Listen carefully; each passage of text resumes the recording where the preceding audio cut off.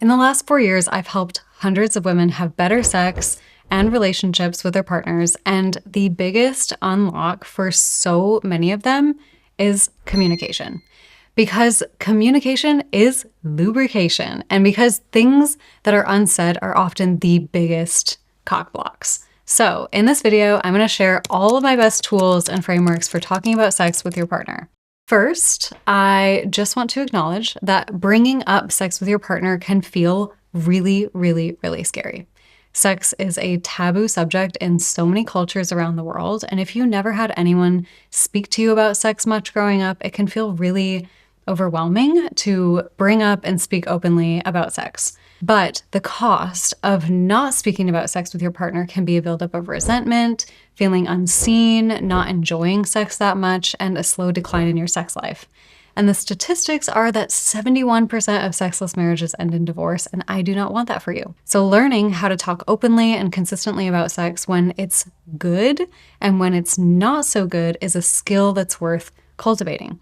So let's talk about communication in general and what good communication looks like. So first, communication is only as good as how it's received. So if you're saying something, but the person is just not understanding what you're saying, the responsibility of the communicator is to change the way that they are communicating so that you can arrive at understanding. Second, the best communications involve collaboration. True collaboration is not compromise. In a compromise, you walk away feeling like you didn't get everything that you wanted and you had to lose something.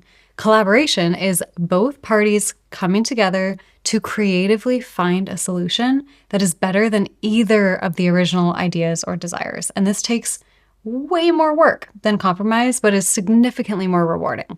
Now, I'm going to share some of my favorite communication frameworks for talking about sex specifically, but if you are liking the video so far, go ahead and give it a thumbs up and subscribe for more on intimacy and relationships. Now, this framework I'm about to share is based on Dr. Marshall B. Rosenberg's nonviolent communication framework. And technically, you can use this to communicate on everything from sex to emotions to chores and beyond.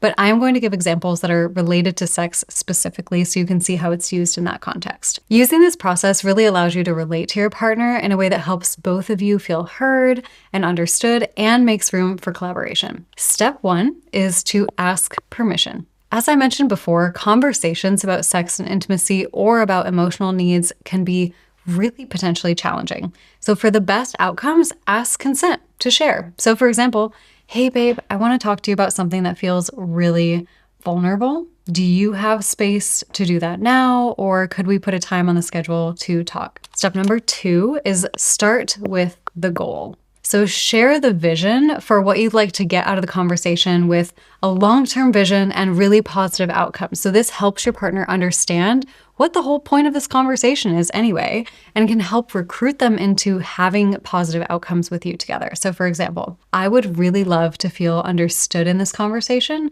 and I would love for us to stay calm and relaxed as we talk about sex so we can create a really positive outcome from this.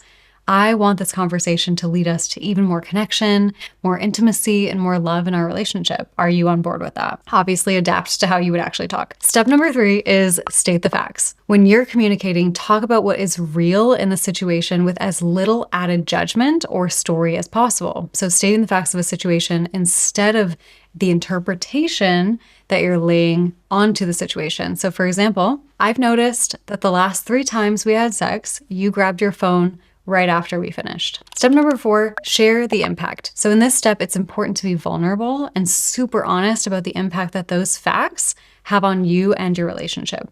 For example, when you grab your phone after sex, I feel disconnected from you. I create a story that you've used me and that you don't care.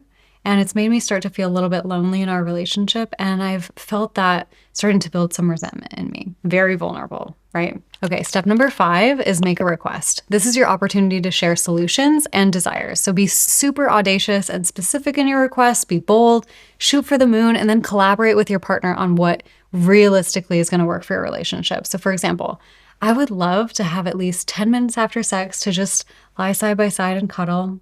I'd like you to run your fingers through my hair gently and kiss me on the forehead and on my neck, and then I would like to shower off together. Okay, let's get into some more tips about talking about sex just more generally. So timing, tone, and turf is a phrase coined by sex therapist Dr. Emily Morse.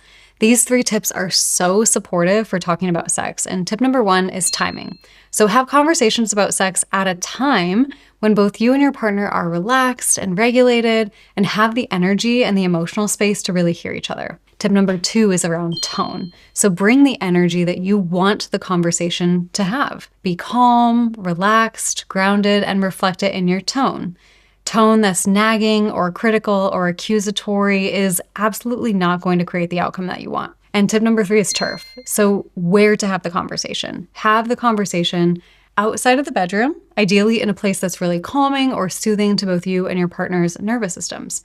Now, what about when you need to communicate during sex? So as hard as it can feel to say something in the heat of the moment, it's also so important to let your partner know if they're doing something that doesn't feel that good, or if they're doing something that does feel that good.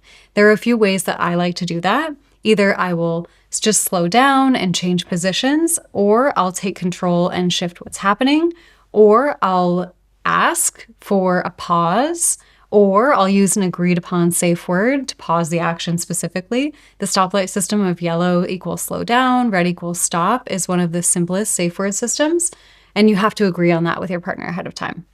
What's important to remember is that your partner doesn't want to do things that don't feel good to you. So you are not going to ruin the mood, because if you're enduring, the mood is already ruined. So we've covered a lot of ground, but I just want to share one more tool for communication that is my absolute favorite, and that is the weekly relationship check-in.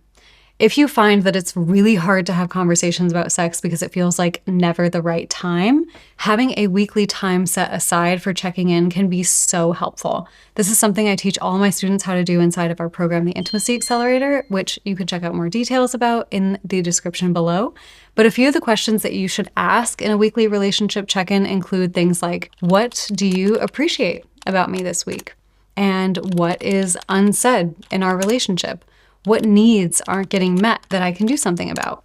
How will we stay connected this week? And then use the time for any other planning or logistics. Now, if you are loving all of these actionable tools, I highly recommend you check out this video right here, because it gives an in-depth plan on how to have more satisfying sex, especially if you are a woman. Now, thanks for watching, and I will see you in the next one.